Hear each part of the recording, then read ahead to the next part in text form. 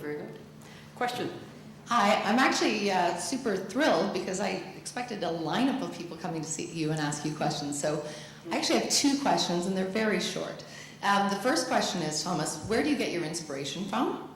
And the second question is, I'm dying to know what you think the next culinary thing is going to be. What's next in culinary? Okay, it's interesting. I can't tell you where I'm going to get my inspiration from. I can tell you where I got my inspiration from in the past.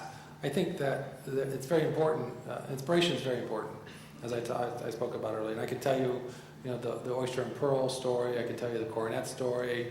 I can tell you the lobster story. There's all these stories about being inspired and taking that inspiration and translating it to something that's meaningful for me. But what's important in inspiration is to be able to recognize it and understand it. So I think it's key to be aware, to always be aware of the world around you, because you can be inspired at any time. And inspiration is very important to recognize, because then once you're inspired, anything can inspire you. It doesn't have to be something that's food related. I mean, you can be walking down the street and a leaf flutter down, and all of a sudden you see something or you feel something, and all of a sudden you're inspired, and you translate it to something that's meaningful for you.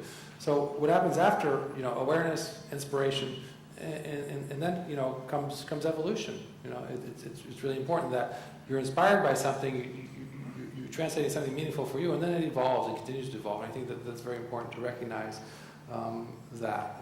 And I can't tell you what's going to inspire me. I have no idea. I just hope that I'll be inspired. I'm sure I'll be inspired again by something. Whatever it is, I need to be ready to see that and to embrace that. What's the next? I don't know. I hope, and I always continue to hope that, from a culinary point of view, we continue to improve. We continue to improve our skills. We continue to improve our food. But it's a scary time. In my lifetime, I've seen beluga caviar, almost become extinct. It's a scary thing. We're relying more and more on agriculture and farm raise this and farm raise that. The livestock industry is certainly in peril when you think about hoof and mouth disease. We have E. coli now. E. coli on spinach. I mean, what are these things about? When I was a kid, I never remember anybody getting sick from their food. Certainly from fresh food. I mean, you would get food poisoning if you ate decomposing food or bad food. But we never got sick from our food, and all of a sudden you're seeing that. And it's really concerning to me. So I hope we're able to get a handle on what's going on with our supply chains.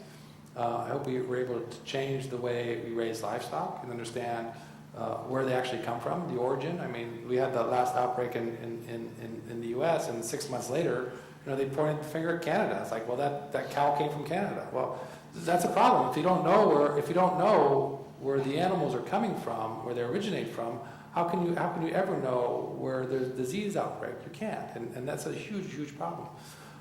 So hopefully we'll get some handles on these things and understand what we're doing and understand how to protect our food sources and protect our wildlife, our fish, and have these things for the generations to come, because we're not, and it's a scary thing. Thank you. I hope I answered your question. You did, thank you. And just so you know, you are an inspiration to us. Thank you.